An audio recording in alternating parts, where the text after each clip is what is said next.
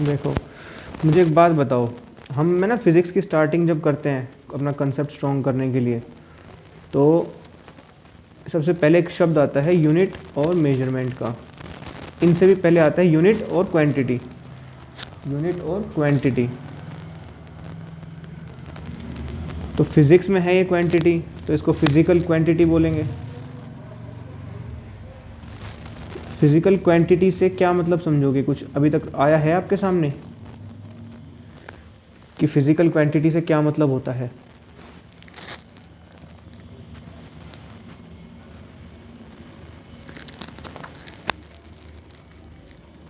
नहीं आया? Simple 1 number का क्वेश्चन आया आपके पेपर में, what do you understand by the term physical quantity? इससे क्या समझोगे आप? क्या लिखोगे? Anything which can be measured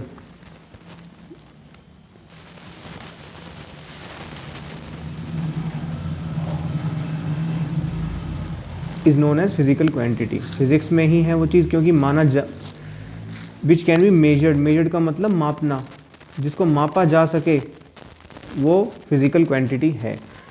for example आप कुछ भी सोच सकते हो, लेंथ को माप सकते हैं हम, इसलिए एक फिजिकल क्वांटिटी है।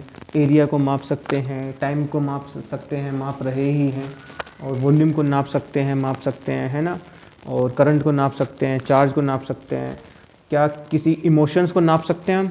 इमोशंस को, कि उसने इतनी नफरत करी या उसने इतना केयर दिखाई या उसने इतना प्यार किया, इमोशंस को नहीं नाप सकते, तो वो फिजिकल क्वांटिटीज़ नहीं है। उनके लिए मे भी अलग कोई सिस्टम आ जाए, बट फिलहाल तो नहीं है। तो जिनको नाप सकें या माप सकें उनको बोलते हैं फिजिकल क्वांटिटी। अच्छा, तो ऐसी ही हमारी कई सारी फिजिकल क्वांटिटीज़ हैं, 2 कैटेगरी में है। पहले तो है fundamental quantities, fundamental physical quantities,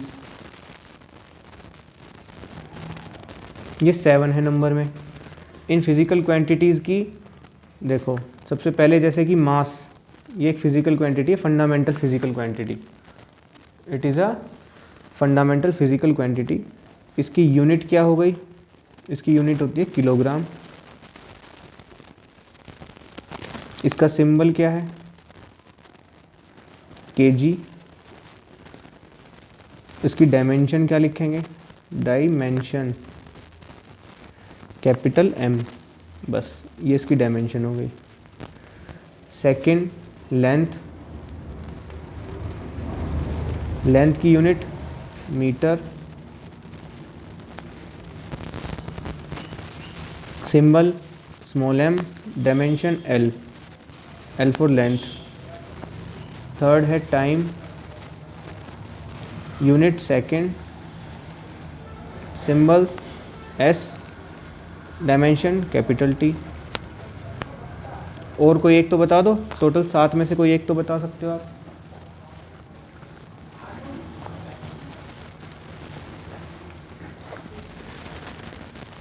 current,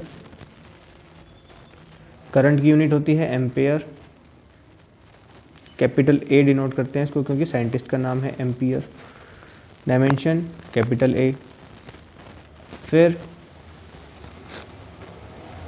luminous intensity, इसकी यूनिट होती है कैंडेला।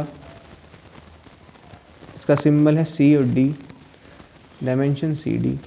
पैटर्न समझ में आ रहा है? बहुत बेसिक सी चीज़ है, बहुत ज़्यादा बेसिक, बट ये साथ के साथ नाम याद रखना बहुत ज़रूरी होता है। देखो मैं एक चीज़ और समझाऊँ आपको। अब ये 6th है और ये 7th है ना, इसको करने के बाद में हम एक चीज़ पे आएंगे कि जो हमारी क्वांटिटी होती है ना Q, ये बराबर होती है एन यू के। क्वांटिटी की होती है बराबर एन यू के। यहाँ पर कौन सी हमारी यूनिट? ये हमारी न्यूमेरिकल वैल्यू। क्या है ये? Numerical value. और जो ये है हमारा एन यू, ये कांस्टेंट होता है। N U is constant. इसका मतलब N1U1 बराबर होगा N2U2 के, है ना। अब हम इसको कांस्टेंट कहें तो देखो ये कैसे आता होता है, ये समझ में आ रहा है ये कैसे आया है? देखो नहीं आता, बस याद कर रखा है कैसे आता है। एन यू बराबर के कांस्टेंट है ना, तो इसका मतलब फर्स्ट यूनिट और फर्स्ट मेजरमेंट न्यूमेरिकल वैल्यू की, यानी फर्स्ट न्यूमेरिकल वैल्यू और फर्स्ट यूनिट को ले रहे हैं हम, तो वो भी k होगा। N2 U2 होगा, वो भी k होगा। अब हैं तो दोनों k के इक्वल, तो N1 U1 बराबर N2 U2 ये आ जाता है। अब देखो मतलब क्या है इसका, इसका मतलब ये है कि जैसे ये हमने लिया 1 kg है ना, तो ये क्या है N1 और ये क्या है U1। हमारी एक यूनिट क्या है किलोग्राम, एक न्यूमेरिकल वैल्यू क्या है 1 kg, हमें पता है 1000 ग्राम के होता है इक्वल, है ना। सो ये हमारी N2 होती है और ये हमारी U2 होती है। This is U2, this is N2। आ रही बात समझ। सो ये है तो एक ही चीज़, तो N1 बराबर N1 U1 बराबर हो गया N2 U2 के। इस तरह से ये इक्वल होती है हमेशा। अब जैसे कि 1 किलोमीटर इक्वल्स टू 1000 मीटर होगा, ये N1 है, ये U1 है, ये फर्स्ट यूनिट है हमारी किलोमीटर, ये फर्स्ट न्यूमेरिकल वैल्यू है 1, ये N2 है और ये U2 है सेकंड यूनिट और सेकंड न्यूमेरिकल वैल्यू, बट इनका मिला करके N1 U1 बराबर N2 U2 ही है। सो इस तरह से कांस्टेंट होता है ना। तो ये एक कंसेप्ट है, इसमें देखो कन्वर्जन भी करेंगे। पहले हम आगे का कर लेते हैं, 7 फंडामेंटल क्वांटिटीज़ को कवर कर लेते हैं, क्या कह रहे हैं। अच्छा ज़रा बताना अब नेक्स्ट कौन सी हो गई, कोई ध्यान आ रही है कोई नेक्स्ट कौन सी होगी। टेम्परेचर होती है, टेम्परेचर इसकी यूनिट होती है केल्विन। कहने का मतलब देखो मैंने आपको अभी तक ना एक ही चीज़ पढ़ाई है और एक ही चीज़ को दो अलग अलग पहलू से पढ़ाया है। मैंने क्वांटिटी ही पढ़ाई है आपको दो अलग अलग पहलू से। क्या कि क्वांटिटी का क्या मतलब है, विच कैन बी मेजर्ड, है ना। मेजर करेंगे ना तो हम उसको ऐसे मेजर करते हैं, यहाँ पे लिख दिया हमने फिजिकल क्वांटिटी क्या होती है, which can be measured. Measure करते कैसे हैं, Q is equal to NU से मेजर करते हैं। ये क्वांटिटी है Q, इसको NU ऐसे मेजर करते हैं। तो एक यूनिट है ना इसकी यूनिट, तो वो वही चीज़ कर रहे हैं हम यहाँ पे। ये यूनिट है, ये क्वांटिटी है, Q है और ये U है, यही चीज़ कर रहे हैं हम यहाँ पे। तो हम हमारी कुछ क्वांटिटीज़ ऐसी हैं जो फंडामेंटल हैं, मीन्स वो 7 हैं, उनका हमने एक मानक मान लिया। आपको क्या लगता है 1 किलोग्राम क्या होता है, 1 किलोग्राम क्या होता है, कोई मतलब ईश्वर ब्रह्मा कुछ दे करके आए थे हमें कि 1 किलोग्राम ये होता है पुत्र, इसको मान लेना और ये हमेशा से ही आपका हमेशा 1 किलोग्राम माना जाएगा। नहीं, हमने खुद माना है वो। भाई हमने 1 किलोग्राम मान लो, जैसे ये कॉपी है, ये ऑलमोस्ट होगी आपकी 400-500 ग्राम की तो होगी, है ना। तो इससे थोड़ा सा वेट और ले लो, जैसे ये बुक है कोई 1 किलोग्राम की बुक हो गई, तो हमने इसी बुक के वेट को 1 kg मान लिया और इससे सिमिलर वेट तराजू में तोला, तो इससे सिमिलर वेट आया कोई तो हमने उसको भी 1 kg बोल दिया, उससे डबल आया तो 2 kg बोल दिया। मीन्स मान लो हमारी ये बुक, सपोज कर लो ये वाली कॉपी आपकी 1 kg वेट की है, इसको हमने मानक मान लिया, इसको हमने वो मान लिया कि ये हमारा स्टैंडर्ड है अब, कि ये हमारी 1 kg वेट है।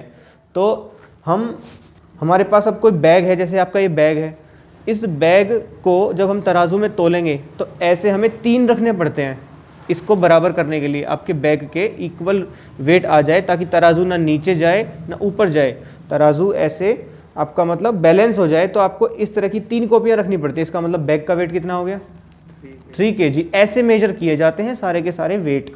तो हमने एक चीज़ मानी तभी तो मेजर कर पाए बाकी चीज़ों को। ऐसे ही हमने लेंथ भी मेजर मान रखी है, इतनी बार है, कोई एक रोड मान रखी है, हमने म्यूजियम में रख रखा है उस रोड को, कि एक पर्टिकुलर लेंथ की, इतनी लेंथ की, या एक अगर और हम बड़ी करें इतनी लेंथ की एक पर्टिकुलर रोड है, वो हमने 1 मीटर की मान रखी है। उसके सिमिलर साइज़ होगा तो 1 metre.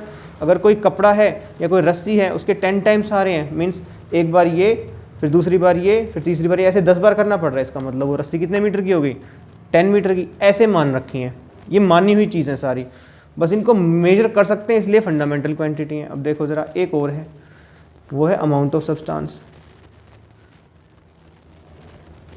Amount of substance, amount of substance की यूनिट क्या है, मोल। सिंबल क्या है MOL, सिर्फ MOL। डायमेंशन भी क्या है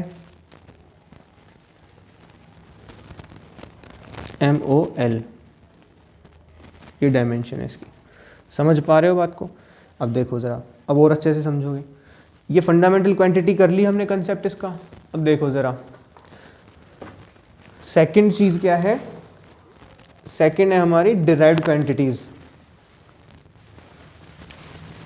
सेकंड है हमारी डिराइव्ड क्वांटिटीज। देखो तो सेम चीज़ यहाँ पे भी वही करेंगे हम, उनकी यूनिट क्या है, फिर उनके सिंबल क्या है, लेकिन एक चीज़ और करेंगे एक्स्ट्रा, यहाँ पर फॉर्मूला कर लेंगे, यूनिट यहाँ लिखेंगे, फॉर्मूला यहाँ करेंगे, फॉर्मूला, ये यूनिट और ये फॉर्मूला।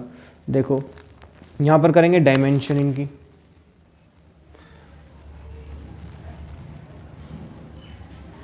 देखो सबसे पहले हमारी डिराइव्ड क्वांटिटी क्या है, एरिया ले लेते हैं, आपको समझ में आता जाएगा और आप खुद बताते चले जाओगे बाकी की क्या है। एरिया है, एरिया का फॉर्मूला क्या है, लेंथ इनटू ब्रेड्थ, लेंथ भी, लेंथ तो लेंथ ही होती है, डिस्टेंस है एक, ब्रेड्थ भी डिस्टेंस है एक, तो इसकी यूनिट क्या होनी चाहिए, ये मीटर इनटू मीटर है ना, तो मीटर स्क्वायर हो गई यूनिट इसकी, है ना।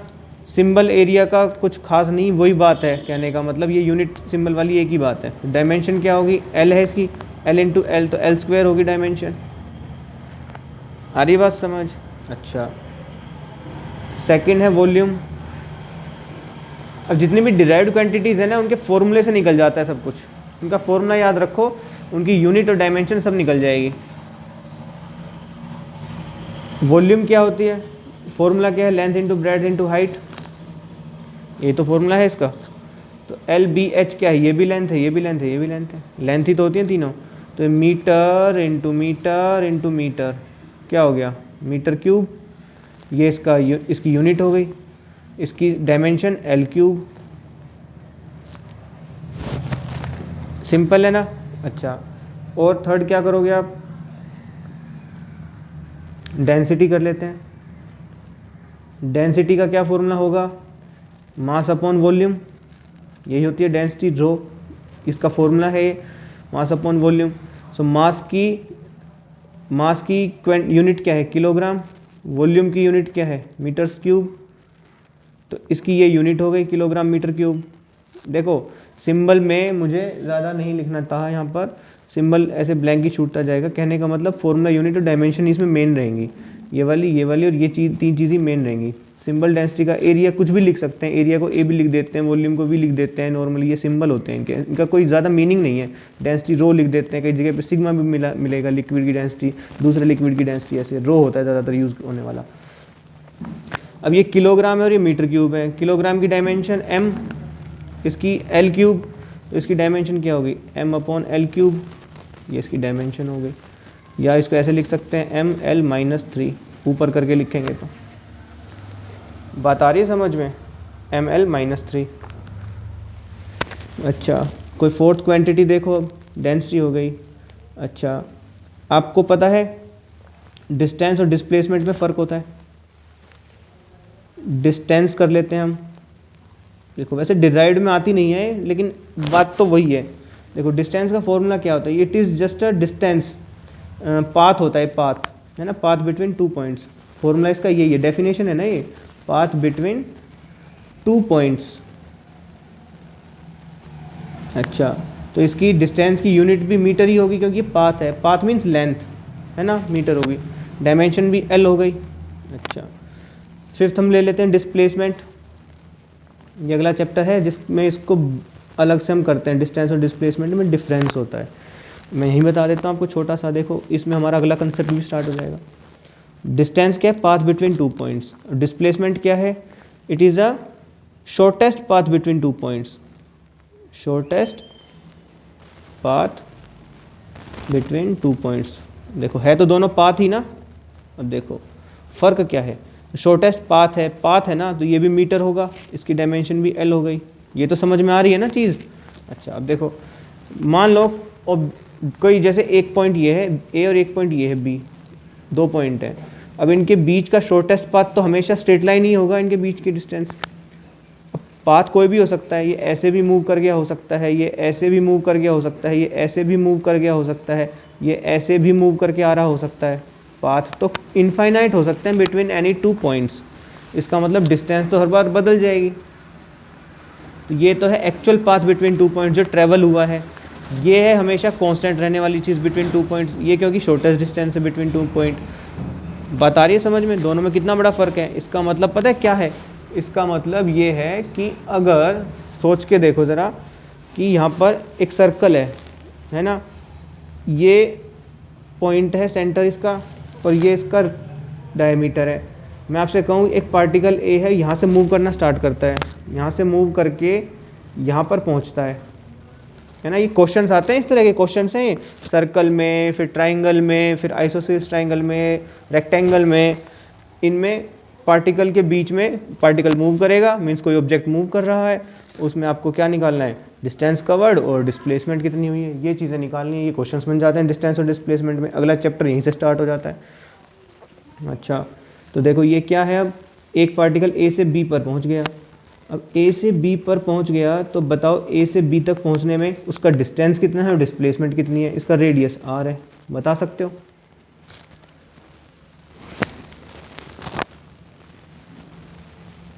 डिस्प्लेसमेंट तो देखो मैं इसको यहाँ पे आपको थोड़ा सा इसमें टाइम लगा के करा ही देता हूँ। फॉर एग्जांपल कि एक सर्कल है, ये सर्कल है, ये इसका सेंटर और ये इसका रेडियस है आर और ये इसका डायमेट्रिकली अपोजिट पॉइंट है। यहाँ पे ए है पॉइंट, यहाँ पर बी है, तो ए से बी के बीच का डिस्टेंस बताओ, डिस्टेंस ए बी, और डिस्प्लेसमेंट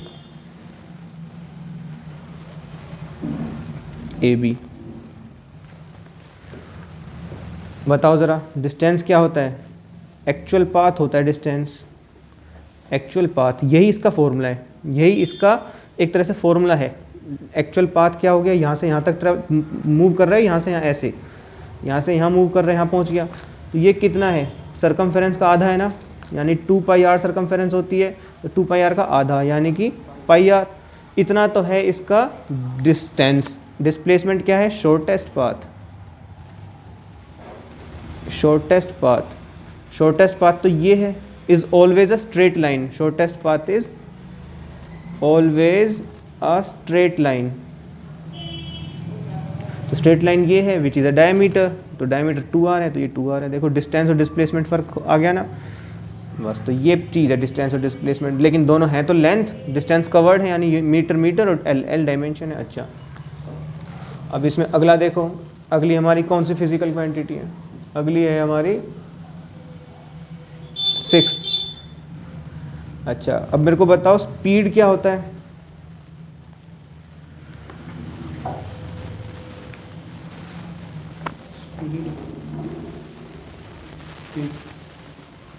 कोई कितनी स्पीड से चल रहा है। हाँ, अगली फिजिकल क्वांटिटी है हमारी वेलोसिटी। ये वैसे अगले चैप्टर है, ये सेकंड यूनिट है काइनेमेटिक्स, वहाँ के कंसेप्ट हैं, बट मैं यहाँ पे आपको टच करा रहा हूँ तो इससे आपको दो चीज़ें समझ में आएंगी, तो डायमेंशन समझ में आएंगी और एक आपको फ़र्क समझ में आता चला जाएगा कि हाँ ऐसा होता है। डिस्टेंस डिस्प्लेसमेंट में फ़र्क आ गया समझ। अब स्पीड और वेलोसिटी में करना है। स्पीड होता है, स्पीड का फॉर्मूला कर रहे हैं ना हम सबसे पहले, तो स्पीड का फॉर्मूला होता है डिस्टेंस अपॉन टाइम, कि कितने टाइम में वो डिस्टेंस कवर हुआ है ना। तो इसकी यूनिट क्या हो गई? Metre per second. डायमेंशन क्या होगी? L अपॉन टी, यानी कि LT-1। बात आ रही है समझ? हमने सिंबल माना हुआ है ना मीटर का L और सेकेंड का T, क्योंकि हमने डायमेंशन के लिए उसका सिंबल माना हुआ है कि कैपिटल L और कैपिटल T, लेंथ और टाइम से। समझ पा रहे हो ये तो? ठीक है। वेलोसिटी होती है डिस्प्लेसमेंट अपॉन टाइम, कि कितने टाइम में डिस्प्लेसमेंट कवर हुई है। अच्छा देखो, ये भी डिस्प्लेसमेंट भी मीटर है, ये भी सेकंड है, ये भी क्या हो गया? L अपॉन टी डायमेंशन, यानी कि LT-1। तो देखो एक ये क्वेश्चन भी बनता है, क्या दो फिजिकल क्वांटिटी ऐसी हैं जिनकी सेम डायमेंशन है? बिल्कुल है, स्पीड और वेलोसिटी है। बिल्कुल है, डिस्टेंस और डिस्प्लेसमेंट है। दो फिजिकल क्वांटिटी ऐसी हैं जिनकी सेम डायमेंशन है। अच्छा, तो अब यहाँ पे एक छोटा सा क्वेश्चन कर लेते हैं कि डिस्टेंस और डिस्प्लेसमेंट पर आधारित जो स्पीड और वेलोसिटी है, अलग अलग फिजिकल क्वांटिटी मिल गई हमें। अब इनको कैलकुलेट कर लेते हैं कि ये सर्कल है, फिर से वही क्वेश्चन, ये सर्कल है और ये इसका रेडियस है, ये पॉइंट ए है, ये पॉइंट बी है, जो डायमेट्रिकली अपोजिट पॉइंट है। तो ये पार्टिकल यहाँ से ऐसे मूव करता है, ये इसका एक्चुअल पाथ और यहाँ बी पर पहुँचता है, ठीक है। और टाइम लेता है ये 5 सेकेंड टाइम इज़ 5 सेकेंड। तो डिस्टेंस बताओ इसका ए बी का, डिस्प्लेसमेंट बताओ ए बी की, स्पीड बताओ ए से बी तक, और वेलोसिटी बताओ कितनी है ए टू बी। ये आपको पता है डाटा। डिस्टेंस कितना है, सेम वही क्वेश्चन है, pi are, very good. Displacement कितना है, 2r, वेरी गुड। तो स्पीड कितनी है, स्पीड होता है डिस्टेंस, जब तक याद नहीं होता ना तब तक हर बार लिखना साथ के साथ, ठीक है। स्पीड क्या होता है, डिस्टेंस अपॉन टाइम। तो डिस्टेंस है pi r upon time 5 second. So pi r upon 5 metre per second, ये हो गई हमारी स्पीड। वेलोसिटी क्या होता है, डिस्प्लेसमेंट अपॉन टाइम। डिस्प्लेसमेंट कितना है, 2r अपॉन टाइम 5 सेकेंड। तो 2/5r मीटर पर सेकेंड, ये हमारी डिस्प्लेसमेंट है। इसकी जगह r की जगह कोई वैल्यू गिवन हो तो डिस्टेंस और डिस्प्लेसमेंट भी अलग अलग आएंगे और स्पीड और वेलोसिटी भी अलग अलग आएंगी, है ना। ये फिजिकल क्वांटिटी आ रही है समझ। अच्छा, एक क्वेश्चन और कर लेते हैं आप, उसके बाद हम अपनी 8th फिजिकल क्वांटिटी करेंगे। इससे आपका अगले चैप्टर में ना कंसेप्ट पक्का हो जाएगा साथ के साथ। देखो एग्जाम्पल, आप बताओ मेरे को कि ये एक राइट एंगल ट्राइंगल है, दिख रहा है, ये 4 मीटर है डिस्टेंस, यहाँ ए है और बी है, ए और बी के बीच डिस्टेंस 4 मीटर, बी और सी के बीच डिस्टेंस 3 मीटर, है ना। तो पार्टिकल कैसे मूव कर रहा है, ऑब्जेक्ट ए से बी जा रहा है और बी से सी जा रहा है, ठीक है। तो आपको सबसे पहले तो डिस्टेंस बताना है इसका, क्योंकि डिस्टेंस क्या होता है, एक्चुअल पाथ जो कवर किया है इसने। तो डिस्टेंस बताना है ए टू बी कितना कवर किया, डिस्प्लेसमेंट बतानी है ए टू बी कितनी कवर हुई, स्पीड बतानी है A to C, A to C speed बतानी है कितनी हुई, और वेलोसिटी बतानी है ए टू सी कितनी हुई। टाइम आपको गिवन है, टाइम लिया है इसने 5 सेकेंड। बता सकते हो, बताना ज़रा। 7 metre, very good. Displacement 5 metre, very good. कैसे किया, पीजीटी से किया, क्योंकि राइट एंगल ट्राइंगल और ये ट्रिपलेट बना रही है ना। ये 3 है, ये 4 है, ये 5 है। अच्छा, ये 5 होती, ये 12 होती, तो ये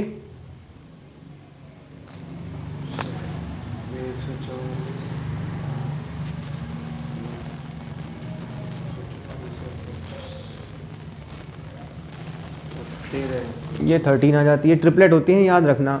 3 है, 4 है तो 5 आएगा हाइपोटेन्यूज, 5 है, 12 है तो 13 आएगा। ऐसे कुछ भी कर सकते हो। अब इनका मल्टीपल भी होता है यहाँ पे, 3 दूनी 6, 4 दूनी 8, तो ये 10 आ जाता है ना। ऐसे ट्रिपल भी हो सकता है, कई गुना भी हो सकता है, ये चीज़ याद रखना। 2 ट्रिपलेट तो बिल्कुल याद रखो, ठीक है। अच्छा, 3 4 हो तो कितना आएगा, और 5 और 12 हो तो 13 आएगा, ठीक है। तो स्पीड कितनी हो गई, 7/5, क्योंकि distance upon time metre per second. Velocity कितनी हो गई, 1 मीटर पर सेकेंड। तो डिस्प्लेसमेंट अपॉन टाइम होती है।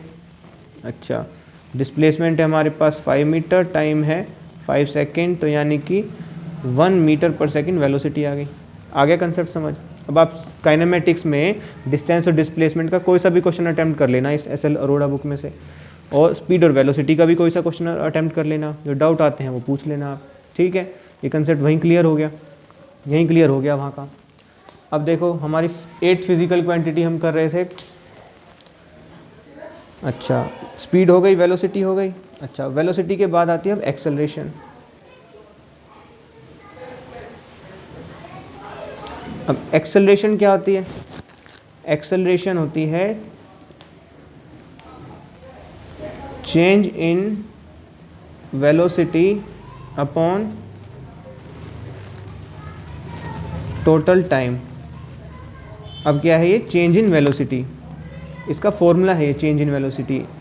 यानी कि पहले कोई वेलोसिटी v1 थी, बाद में कोई वेलोसिटी v2 हुई, उसका फाइनल में से इनिशियल निकाल दें, फाइनल माइनस इनिशियल करेंगे तो चेंज इन वेलोसिटी आएगा, और चेंज इन टाइम यानी कि ऐसे है ये delta v upon delta t है, यानी कि v2 minus v1 upon t2 minus t1, ये होती है एक्सेलरेशन। इसको ऐसे समझो दिमाग में, या इसको ऐसे समझो, या इसको ऐसे समझो। बात आ रही है समझ? मैं दोबारा लिख देता हूँ। एक्सेलरेशन बराबर है change in velocity upon total time, ऐसे समझो, या एक्सेलरेशन बराबर है delta v upon delta t, ऐसे समझो, या a बराबर है v2 minus v1 upon t2 minus t1, ऐसे समझो। ये डेल्टा t हमेशा फिक्स ही दिया होगा, मीन्स हमेशा कहीं पे भी ये नहीं लिखा होगा कि t 3 से स्टार्ट, टाइम 3 सेकंड था तब स्टार्ट कर रहे हैं और 6 सेकंड पे ख़त्म कर रहे हैं मोशन को, हमेशा ये लिखा होगा कि टाइम है 3 सेकंड। इसका मतलब वो चेंज इन टाइम है 3 सेकंड, क्योंकि हमने स्टार्ट ही वहाँ से किया है जहाँ पे हमारा t1 स्टार्ट हो गया है।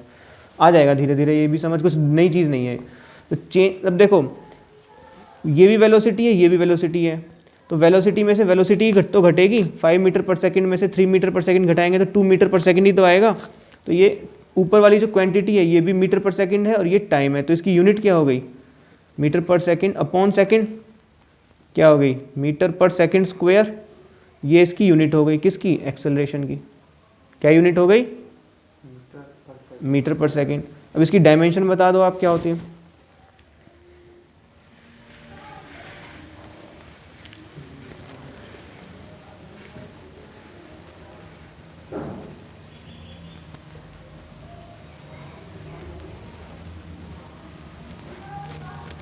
मीटर की L होती है लेंथ, सेकंड की T होती है T, इसका स्क्वायर T स्क्वायर, तो डायमेंशन क्या होगी? LT minus 2।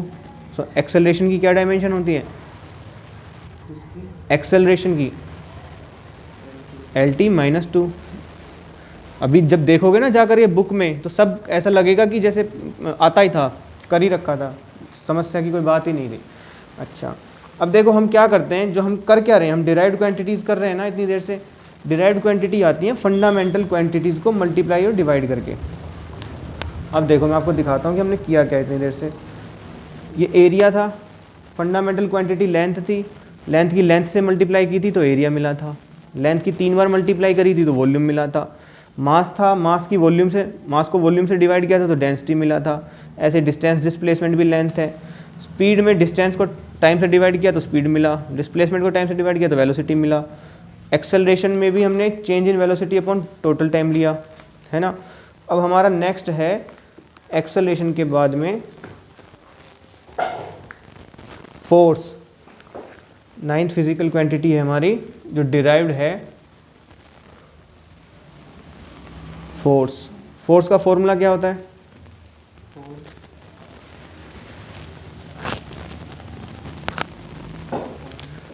फोर्स का फॉर्मूला आया होगा अभी तक तो, मास इंटू एक्सेलरेशन होता है। अब इस एक्सेलरेशन में मास मल्टीप्लाई कर देंगे तो मास इंटू एक्सेलरेशन हो गया। अब एक्सेलरेशन का हमें पता है, मास का, एक्सेलरेशन की यूनिट क्या है? मीटर पर सेकंड स्क्वायर, और इसकी क्या है? किलोग्राम। ये फॉर्मूला हो गया, ये यूनिट हो गई। अब यूनिट से डायमेंशन बनानी है। किलोग्राम की डायमेंशन क्या है? मास की डायमेंशन क्या होती है? m। मीटर की लेंथ की, टाइम की t, इसका स्क्वायर, तो क्या होगी dimension? t minus 2, ml t minus 2। ये सबसे बेसिक है, याद रखना। फोर्स की डायमेंशन क्या होती है? ml t minus 2। कई जगह पे आ जाता है क्वेश्चन और कंफ्यूज करता है, ml t माइनस 2। अच्छा, ये फोर्स हो गया। अब देखो ज़रा अगली क्या है? वर्क। वर्क क्या होता है? W। ये एक्चुअल में क्या है? Force into displacement. जब फोर्स की डिस्प्लेसमेंट से मल्टीप्लाई कर देंगे तो वर्क मिल जाएगा, एक नई फिजिकल क्वांटिटी मिल गई। फंडामेंटल क्वांटिटीज़ को ही मल्टीप्लाई और डिवाइड कर करके हम अपनी डिराइव्ड क्वांटिटीज़ बना रहे हैं, देखो, है ना। अब ये एक डिराइव्ड क्वांटिटी थी हमारी, इसमें हमने फिर डिस्प्लेसमेंट से मल्टीप्लाई कर दी, है ना, लेंथ से मल्टीप्लाई कर दिया, तो हमारी क्या आ गई? एक और डिराइव्ड क्वांटिटी आ गई, फोर्स इनटू डिस्प्लेसमेंट। अब फोर्स की यूनिट क्या है? किलोग्राम मीटर पर सेकंड स्क्वायर। इनटू में डिस्प्लेसमेंट है, ये S मीन्स डिस्प्लेसमेंट, तो ये मीटर होता है डिस्प्लेसमेंट। क्या होगी डायमेंशन? mL/T-2। आई बात समझ? वर्क की भी डायमेंशन पता है आपको अब? अच्छा, इससे अगला है एनर्जी। एनर्जी और वर्क एक ही चीज़ होते हैं। एनर्जी का फॉर्मूला ही वर्क होता है, क्योंकि एनर्जी होगी तो ही वर्क परफॉर्म होगा। वर्क को बोलते भी यही है कि एनर्जी टू डू वर्क। तो वर्क और एनर्जी एक ही चीज़ है अगर हम बात करें मेजरमेंट की। तो वर्क का फॉर्मूला क्या हो गया, एनर्जी का फॉर्मूला क्या हो गया, वर्क। वर्क की सेम यूनिट और डायमेंशन आएंगी इसकी, किलोग्राम मीटर स्क्वायर पर सेकंड स्क्वायर, डायमेंशन भी सेम, mL/T-2। दो फिजिकल क्वांटिटी ऐसी बताओ जिनकी डायमेंशन सेम होती हैं, वर्क और एनर्जी। पहले डिस्टेंस और डिस्प्लेसमेंट आया था, स्पीड वेलोसिटी आया था, अब वर्क और एनर्जी आ गया जिनकी डायमेंशन सेम होती हैं। अच्छा, अब देखो एक और 12th, पावर। पावर का सिंबल P, ये होता है वर्क पर यूनिट टाइम। वर्क पर यूनिट टाइम। अब वर्क को, ये एक डिराइव्ड क्वांटिटी को टाइम से डिवाइड कर दिया। वर्क की क्या है, किलोग्राम मीटर स्क्वायर पर सेकंड स्क्वायर, टाइम क्या है, पर सेकंड, T नीचे। इसकी डायमेंशन क्या होगी, mL/T-3। ये इसकी डायमेंशन हो गई। यहाँ तक आगे समझ? अब ये है ना आपके पहले 4 चैप्टर तक ऑलमोस्ट जितनी भी फिजिकल क्वांटिटीज़ हैं वो सारी हो गई, है ना। और भी कुछ आएगा तो उसमें कर लेंगे आगे हम। ये वाला तो आपका पूरा चैप्टर ही है, चैप्टर नंबर 4, वर्क, एनर्जी और पावर, है ना। और ये तीनों ही स्केलर क्वांटिटीज़ होती हैं। इनका मतलब पता है स्केलर और वेक्टर क्वांटिटी का? चलो ये भी करेंगे हम आगे। अच्छा, तो अभी देखो वर्क, एनर्जी और power. Force, work, energy, power दिख रहा है कहाँ से हम लिया था, हमने स्टार्टिंग से एरिया सारा कुछ करते आए हैं। सबसे पहले हमने डिस्टेंस किया, फिर डिस्प्लेसमेंट किया, फिर स्पीड किया, फिर वेलोसिटी किया, फिर एक्सेलरेशन किया, उसमें मास मल्टीप्लाई किया तो फोर्स आ गया, फोर्स में डिस्प्लेसमेंट मल्टीप्लाई कर दिया तो वर्क आ गया। वर्क एनर्जी ही होता है, because work is energy to do work, और एनर्जी यूज़ होगी तो वर्क परफॉर्म होगा कोई ना कोई। और energy, work done per unit time is known as power. अच्छा, यहाँ तक हो गया। ये बड़ी इंपॉर्टेंट है, इनको याद रख करना। खुद से फॉर्म आप क्या करना, घर पे जाके आज प्रैक्टिस करना है, सारी डिराइव्ड फिजिकल क्वांटिटीज़ लिखना, इनका फॉर्मूला लिखना और इनकी यूनिट और डायमेंशन बनाने की कोशिश करना, है ना। ऐसा करोगे तभी आप कर पाओगे। प्रैक्टिस बड़ी ज़रूरी है इसमें। अच्छा, अभी देखो इसका हमने, अब यहाँ पे हमारा वो सिंबल जो हमने लिखा था ना, सिंबल जो अभी तक कहीं काम नहीं आया, अब वो यहाँ काम आएगा। सिंबल, फोर्स का सिंबल हमने यूज़ कर रखा है, किलोग्राम मीटर पर सेकंड। देखो ये एक्चुअल में यूनिट ही है। इसको ना, इस यूनिट को एक और यूनिट में बार बार इतना तो नहीं बोलेंगे ना बड़ा बड़ा, कि सपोज फोर्स है 5 किलोग्राम मीटर पर सेकंड स्क्वायर, बार बार इतना बड़ा नहीं बोलेंगे ना। हमने इसको एक छोटी यूनिट बना दिया, न्यूटन, कैपिटल N न्यूटन। क्या बना दिया, N। ये देखो इसको हमने क्या बोल दिया, न्यूटन बोल दिया इसको हमने, NEWTON न्यूटन। इसका सिंबल है कैपिटल N, यानी इतनी किलोग्राम मीटर पर सेकंड स्क्वायर जहाँ पे भी हो, इसका मतलब वो न्यूटन है ना। अच्छा, अब ये सारा क्या है, न्यूटन। इसका मतलब वर्क की यूनिट एक और होनी चाहिए हमारे पास, न्यूटन मीटर। अच्छा, तो ये एक और यूनिट हो गई हमारे पास, न्यूटन मीटर। अब इस न्यूटन मीटर को भी एक और कह दिया हमने, जूल। तो ये हो गया हमारा जूल, यानी न्यूटन मीटर क्या हो गया, जूल। जूल का सिंबल दे दिया हमने कैपिटल J। आ रही बात समझ? अच्छा, तो किलोग्राम मीटर स्क्वायर पर सेकंड स्क्वायर, यानी किलोग्राम मीटर पर सेकंड स्क्वायर इंटू मीटर, यानी न्यूटन इंटू मीटर, यानी जूल। तो इसकी भी जूल, कैपिटल J। ये साइंटिस्ट के नाम थे, न्यूटन, जूल, इसलिए इनको कैपिटल में लिखा जाता है। अब ये जूल है और ये पर सेकंड है। अगर हम बात करें न्यूटन मीटर पर सेकंड है, ये न्यूटन मीटर पर सेकंड है ना। शॉर्ट कर दिया हमने, अब इसको और शॉर्ट कर देते हैं, ये जूल पर सेकंड है ना। इसको और शॉर्ट कर देते हैं, this is known as watt, WATT watt. इसको और इसका सिंबल क्या बना देंगे, कैपिटल W। नई यूनिट क्या है, न्यूटन, जूल और वाट। सिंबल क्या है, कैपिटल N, कैपिटल J और कैपिटल W, क्योंकि साइंटिस्ट के नेम थे। Capital N, capital J, capital W, Newton, joule, watt. आ रही बात समझ? देखो ये 3 है। इसको याद रखना। अच्छा, इसके बाद में देखो आपकी फिजिकल फंडामेंटल क्वांटिटीज़ हो गई 7, है ना, और डिराइव्ड क्वांटिटीज़ हो गई 12। इनको पक्का करना। इसके बाद में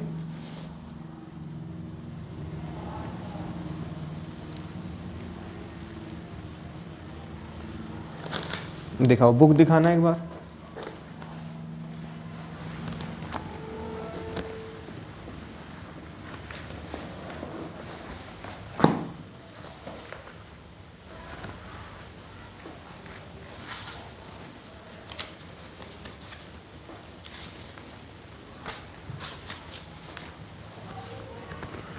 देखो ऐसे ना बड़े छोटे छोटे से आपके कंसेप्ट हैं। अब बहुत सारे क्वेश्चन हो जाएंगे आपके।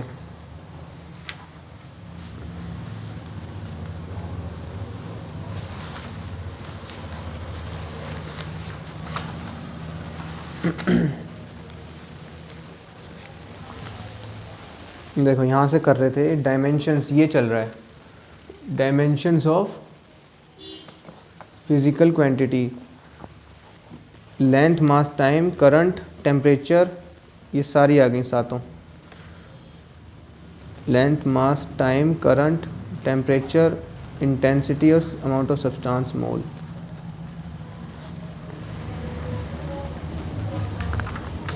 और ये डिराइव्ड क्वांटिटीज़ हो गई। ये आपकी सीक्वेंस में दे रखी है इन्होंने। एरिया हो गया, वॉल्यूम हो गया, डेंसिटी हो गया, स्पीड हो गया, वेलोसिटी हमने अलग अलग करा है। इसको ध्यान रखना, स्पीड क्या है डिस्टेंस अपॉन टाइम, और वेलोसिटी क्या है डिस्प्लेसमेंट अपॉन टाइम।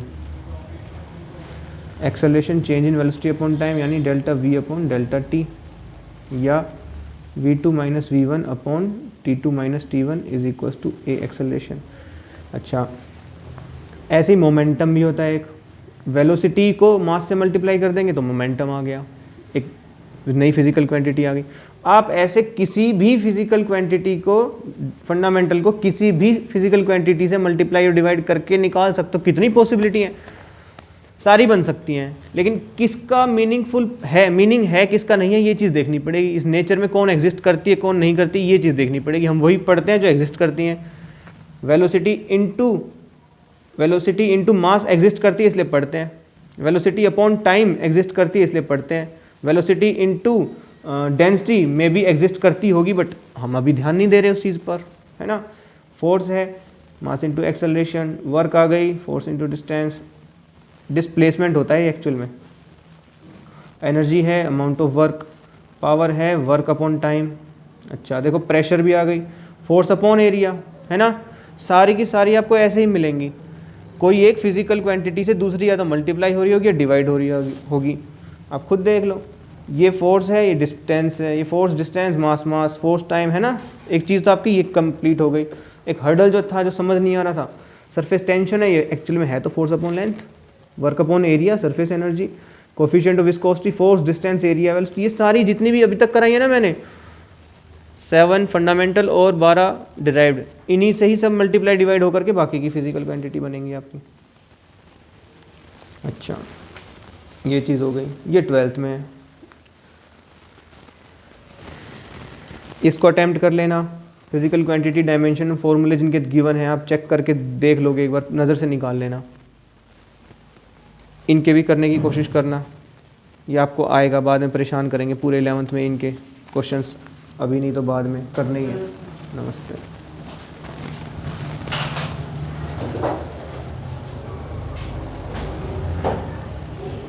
अच्छा, उसके बाद है आपका ये वाली चीज़ कि डिफरेंट टाइप ऑफ वेरिएबल है, कांस्टेंट है।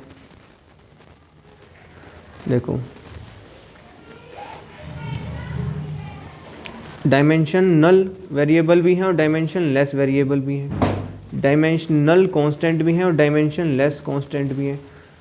आ रही है बात समझ? कांस्टेंट वो जिनकी फिक्स वैल्यू है, वेरिएबल वो जिनकी फिक्स वैल्यू नहीं होती। डायमेंशनल वो जिनकी डायमेंशंस होती हैं, डायमेंशन लेस वो जिनकी डायमेंशंस नहीं होती। तो ऐसे कांस्टेंट भी हैं जिनकी डायमेंशन है, ऐसे कांस्टेंट भी हैं जिनकी डायमेंशंस नहीं है। जितनी भी अब फिजिकल क्वांटिटी मिलेंगी ना आपको, इन चार कैटेगरी में डालते चले जाओगे आप। जैसे कि आपका कोई भी ये है डायमेंशन लेस कांस्टेंट, जो नंबर्स होते हैं, जैसे कि पाई है, ई है, ये डायमेंशन लेस कांस्टेंट है 22/7, ये पाई की वैल्यू है, ई की वैल्यू है 2.171828 समथिंग, है ना। ये इनकी कोई डायमेंशंस नहीं है बट कांस्टेंट है। अब जो डायमेंशनल है और कांस्टेंट है, जैसे कि ग्रेविटेशनल कांस्टेंट जी कैपिटल, जैसे कि प्लैंक्स कांस्टेंट एच, जैसे कि स्पीड ऑफ लाइट सी, ये डायमेंशनल है लेकिन कांस्टेंट है। डायमेंशन लेस वेरिएबल, सारी फिजिकल क्वांटिटी जिनकी डायमेंशन नहीं है बट वो फिजिकल क्वांटिटी है। जैसे देखो पहले इसको समझ लेते हैं फिर ये समझ में आ जाएगी। डायमेंशनल वेरिएबल, वेरिएबल मतलब जिसकी वैल्यू बदलेगी, डायमेंशनल मीन्स जिसकी डायमेंशन है। तो area, length, velocity, distance, displacement, speed, force, work, power, energy, सारे के सारी डायमेंशंस हैं, वेरिएबल भी हैं, ये सब इसमें आ जाएंगी। आ रही है बात समझ। कुछ क्वांटिटीज़ ऐसी हैं जिनकी डायमेंशंस नहीं होती, जैसे कि स्ट्रेन, इसकी डायमेंशंस नहीं होती लेकिन फिर भी ये वेरिएबल है, एक फिजिकल क्वांटिटी है स्ट्रेन। इसको स्टडी करेंगे तब समझ में आएगा। अब तक जो करा था हमने वो स्टडी कर रखा था हमने छोटी क्लासेस में, तुरंत समझ में आ गया क्या होता है एरिया इंटू एरिया। बट कुछ फिजिकल क्वांटिटीज़ ऐसी हैं जो समझनी बाकी हैं अब 11th के उसमें। आ गया समझ यहाँ तक? अच्छा चलो ठीक है। तो इसको आज इसको थोड़ा लगाना, दिमाग नज़र से उतारना। फिर एक चीज़ है डायमेंशनल एनालिसिस, उससे फॉर्मूले डिराइव करने होते हैं, वो चीज़ हम फिर आगे करेंगे।